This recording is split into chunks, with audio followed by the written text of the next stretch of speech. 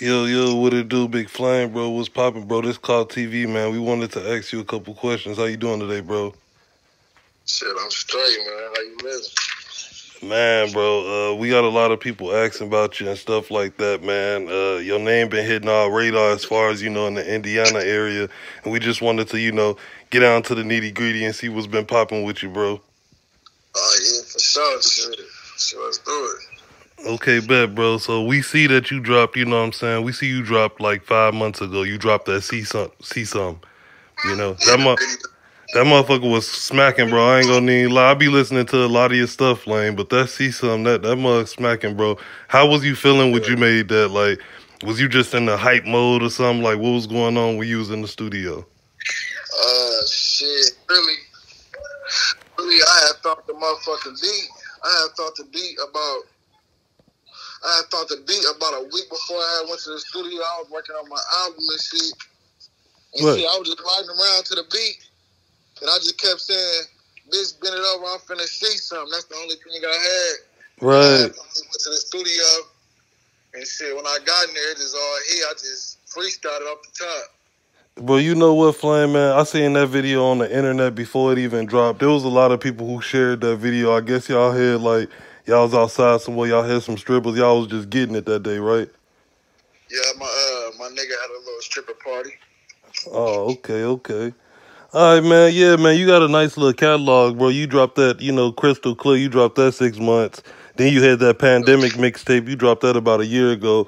You got some Yeah, slaps. I done seen some views on there. You got You got songs on that pandemic mixtape like 27K views.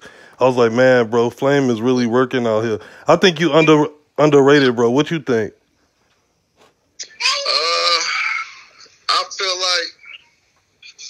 I feel like I ain't underrated. Like, not underrated in a bad way. I mean, like, your music is hot, bro. You got the views, you got the fan base, bro. I mean, you put money into yourself, you invest in yourself. What I mean by underrated, bro, I feel like you should have been here like a distribution or something, like Yeah, for say sure, Cheese for sure. TV type deal. Yeah, I feel like that too, cause I know like talent wise, I've been doing this shit for a little while, and it's really,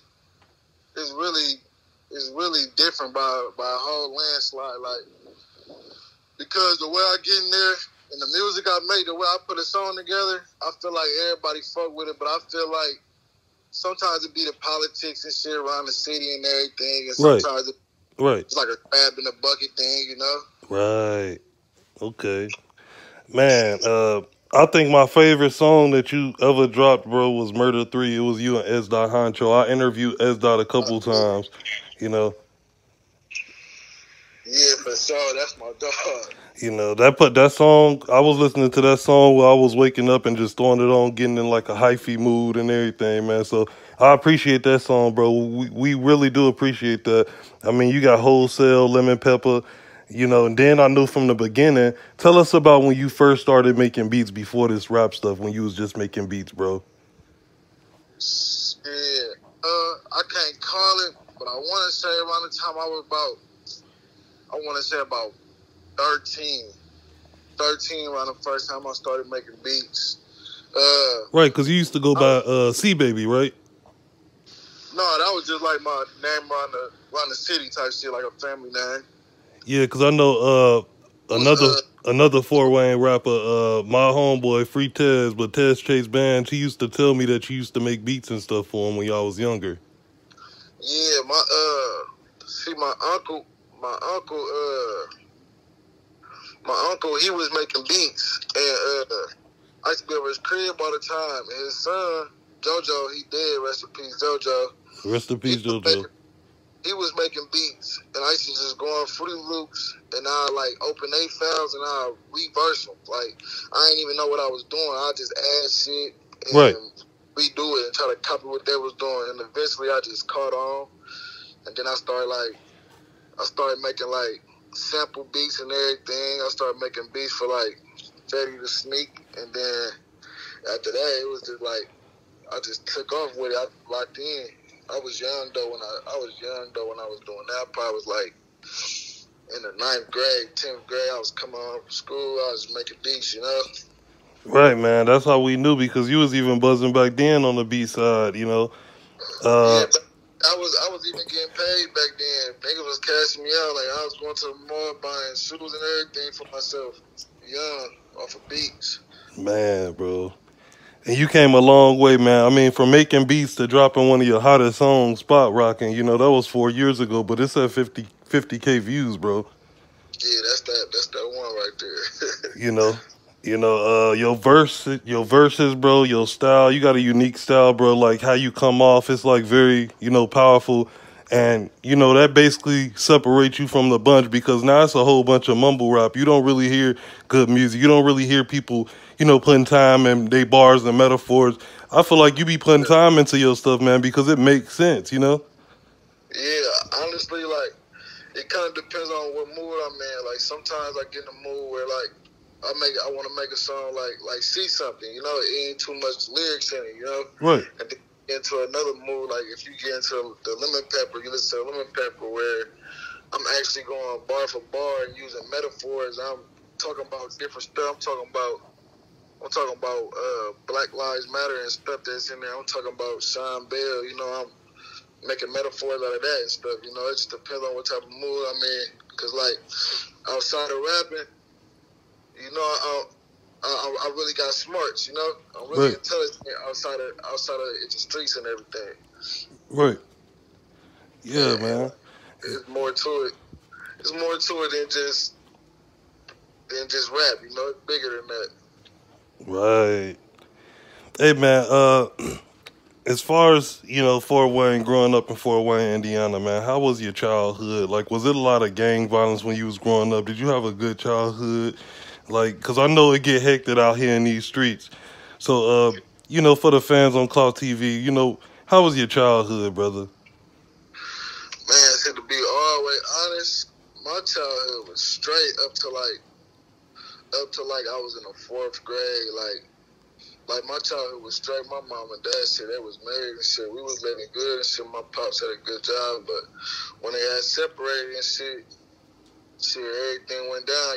Shit. Like my pops was the breadwinner and shit. And my mom, shit, he was struggling at the end. So Right. you know how that go and shit. Motherfuckers struggling. Motherfuckers, barely got shit to eat. Motherfuckers barely really ain't got no shoes. 1, 2 pair of shoes. 3 pair of jeans and shit, just picking Right. up. I really ain't jumped fully into the streets till I was about 15, just being around my niggas and shit. I seen them hustling and shit, and when I seen them hustling, I got on their ASAP, shit. We was Right. lacking at the crib and shit. I first started hustling. I just really wanted to get me and my sister some beds and shit, because we just had a little mattress on the floor. That Right. was just my goal and shit. It just became a lifestyle after then, and all the little violence and shit that just came along with it, just being out here, it just be bullshit. Niggas losing niggas and shit, like Right. that shit just come. It just came with that shit. Right. That's another question we wanted to ask you, Flame. We knew back then around, 2005, 2004, it was a big war going on in Fort Wayne. A lot of people really didn't realize it unless you was in the city. But I know it was like different cliques that was going head up with each other, as far as like, for instance, like the D-Boys and, the Pack and all that. And then, now it's 2022. I feel like Fort Wayne be on the news a lot nowadays. It's actually like a silent war going on now. It's not really that big of, like, it's not really big of, when everybody was in the greens or everybody was in the bricks or, stuff like that. It's like a silent war. It's like a lot of more guns is on the streets. Now, I look at a lot of Fort Wayne, Indiana videos, and I see a lot of people, with over 13 guns in the video. And back then, it wasn't, like, really like that. It was really, they used to gang bang, but they used to gang bang on wax a little bit. Nowadays, you see 50 people in a room with over 30 guns. Now, how did it elevate to that? Like, do you think it's just a new year, new people growing up, or do you think it's just more weapons getting put on the street? Shit, I think far as like the guns being in the videos and shit, I just think that came from like basically like seeing other motherfuckers do it and motherfuckers just be shooting like basically say you go shoot a video in a trap and shit, it just might be that many guns around, you know? Right. That's right. Some of your niggas might be that many guns around. I just feel like far like when I was coming up, before like it was like Chief Keef and shit popping, you know. So seeing him and they was doing that shit, that kind of really made like the whole world kind of do that shit. Like Right. I don't think anybody was really putting guns in their videos until Chief Keef did it. And then after Chief Keef did it, shit, you start seeing everybody do it. Right. Yeah, man, because I see it, you know, kind of adapt up here too. Like I said, I think Fort Wayne is a lot dangerous than what people think. I actually feel like it got a lot dangerous up here. Everybody got money as well. You know, we had the PPP scams that was going on. A lot of people got rich off that, man. Yeah, the whole fucking city got some of that money. So it's not like you can just run into an op nowadays and see them, you know, going to your boy's chicken or anything. You might see an op pull up in a brand new Wraith or something, a Trackhawk or something nowadays. Real shit. You know, really, like Fort Wayne is different, like, cause like I don't know for sure, but like just off me like tapping into like other cities and watching they shit. right? Watching other cities, like basically like you could be like in the other cities, these motherfuckers might be from 55th Street, beefing with some niggas from 68th Street. You know, you can go on 55th Street, catch a nigga and doing, you know, it ain't like that here. Right. Like it's more of like the cliques and shit. Like you might be beefing with a nigga that fucking, cause grandma might stay like 2 houses down from you. Right. You know, like it's crazy. It's like it's unorganized as fuck. It's crazy though. Like so, like yeah, and everybody really getting money now too. So Right. So you might, I don't know. It's so wicked around this bitch, bro. It's so crazy. It's like it's hard to explain the politics and shit. It's like everybody really just got that group of niggas they fuck with, you know. So Right. click into it with that click, into it with that click. You know, it ain't really just no, basically like no Crips and blood, no shit like that. Right. And I know what you mean by wicked because I know, like you said, in the biggest cities, you can probably catch somebody, you know, that person probably be from 68th and he probably be from 56. You know, I think it's kind of more wicked when the city is smaller. Like you can easily run into somebody at a marathon or at a Cam Cole concert or something like that. And everybody go to the same events and everybody be on shit. Basically, one side of town, either the south side. Shit, the east side, you know, everybody be in one little area, and that shit is like everything like 5 minutes away from each other around this bitch. So you liable to run into somebody at any given time around this bitch. You gotta stay dangerous. Right. Who is your favorite cameraman to work here? Because I seen you work with a lot of cameramen like Guts. I seen you work with Wax. I didn't seen you work with, I think that was Mercy Morrow, if I'm not mistaken. But I seen you work with quite a few, Joe Rowe, you know, quite a few people. Who do you think, you know, that best fits you? And, you know, that's not trying to throw no name on the camera, no dirt on the cameraman name, nothing like that. We just saying, bro, like, what camera do you feel is in tune with you? My favorite cameraman that I started with was Joe Rowe, man. Joe Rowe, like, it's a different type of vibe when we shoot with Joe Rowe. Shit, Joe Rowe really be fucking with us. Like, we might be having a little function and shit. Before and after the video shoot, he is stay there, politic with us, you know, so he'd catch the good shit. Right. He'd catch the shit that a normal cameraman won't catch when he just pulling up and motherfuckers got to get ready to get in front of this camera, you know? He'd catch the shit that go on that motherfuckers ain't doing for the camera, you know? Right. Catching all those memorable moments that the cameraman, normally you got to tell the cameraman what to do. He already know what to do. You ain't even got to tell him. Yeah, anybody's cheese, like, I can go to the studio right now and I could just drop some shit. I want to shoot a video. He gonna make his way to you. He bought his money. He gonna pull up ASAP. Right. He don't care. He good with the editing and everything. It's like it's basically like the homie that's just good with a camera, that's good with a camera. Right. He a hustler on top of that. So right. shit, yeah, it just fit perfect. Like he understand what I like. He understand like what I want to see out of my video. Right. He understand that shit. Shout out Joe Rogan, man. We appreciate everything you do for us, brother. Yeah. Another thing, bro. As far as like the nightclub scene, you know, back then a lot of clubs used to pop off. You know, like the Sunset. You know, the Eagles Nest. There was a lot of good, you know, wholesome teen clubs you can go to, have a good time. You know, it's like nowadays people got older. They either at the VFW or at Wrigley's or some crazy place. Well, you know, fights break out. We heard tables were thrown, people were stabbed a lot of places. What happened to those good clubs? Do you think people just grew up? They don't, you know, everybody just grew up and everything, and they just, you know, meeting up at the same place? Because a lot of people capitalize it as hate. It's a lot of people out here, you can't even go have a good time and have a drink, bump into somebody or accidentally step on their shoe, you know, without a riot or, you know, gunfire happening. Do you feel like it's, you know, full of hate out here as far as, you know, because it ain't no more good clubs you can go to, you know? And like you said, everybody be at the same event. Do you see it that way?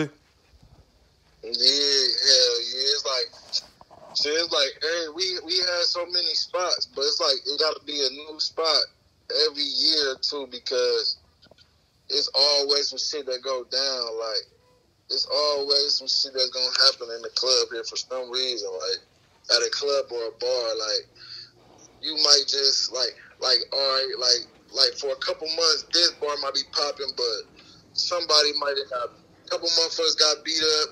It done been out up here, so boom, they switch it to a new bar, and they find a new bar, then boom, the same shit keep happening. So motherfuckers be jumping from bar to bar, keep them bitches keep getting closed down. It be too much going on that motherfucker, and they don't really like a lot of the clubs and bars and shit here. Motherfuckers that got popped in them bitches, shit. Motherfuckers got popped in them bitches, cause shit, they don't be really shit, pat motherfuckers down, like that. Right, man. So, you mean to tell me it ain't no type of security or nothing that's at the party or anything like that? So, you know, you just can get in with your gun? Shit, it is, but at the same time, shit, if you know what you're doing, shit, you can get that motherfucker in there. Right. Shit. Like, it's a couple cool spots, maybe probably like, shit, I'm gonna be real. Not that I know cause I ain't really been out like that, like in the past year. Like, before then, shit, hell no. It's like World War II out there, huh? It's liable to go down. Like, if you going out having a good time and you gonna see some shit here, you basically put your life at risk.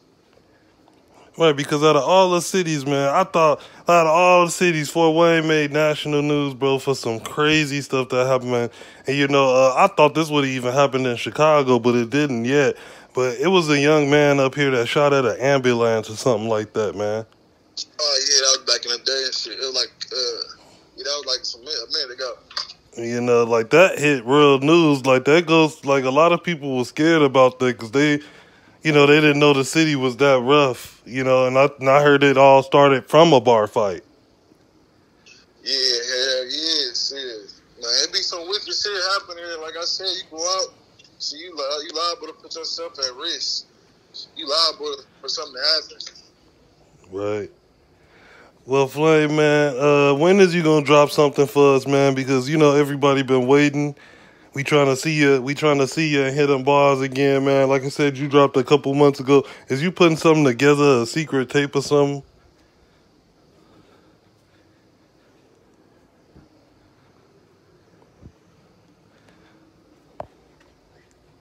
Hello, Yeah. No, you good. I said, man, when is you gonna drop something for us? Because, you know, we've been waiting, man. You know, we see you drop something a couple months ago, and, you know, the fans waiting. Do you got like a secret tape or something you planning? Nah, I ain't got. I got a secret tape. I'm trying to do this tape. You know how Tupac did his 7-Day Theory? Yeah, the 7-Day Theory, right. I'm trying to beat that motherfucker. I'm trying to go in there and with no nothing written down, no beats, nothing. Just go in there and pick everything out and do everything just off the top. And I'm trying to throw that 5 days. Right, just knock it down like a freight train. Yeah, 5-day theory. Okay, man. And for everybody out here, man, could you drop your IG and your Facebook and everything for the fans? Like, what could they find you at? What if somebody need a feature? Yeah, my Instagram is _big_flying, and my Facebook is Crud Money, CRUDMONEI. Okay, y'all hear that first, man. And if you can, bro, for us one time, bro, could you shout out Cloud TV before we get out this thing, brother? Hell yeah! Shout out Cloud TV, man, tapping in with me, man. One of the only outlet tap in with me, man. And then they get on this grind, man. Appreciate it, bro. Appreciate it, bro. And Flames, you already know our channel, man. We got a lot of interviews from a lot of people in Chicago. We got some interviews with people in Fort Wayne. We got interviews with people everywhere. So, tap in, bro. We really appreciate you. We know you're a busy man. I'm going to send you the link, bro. It's Cloud TV, and we out of this thing. Gang. What's up, gang?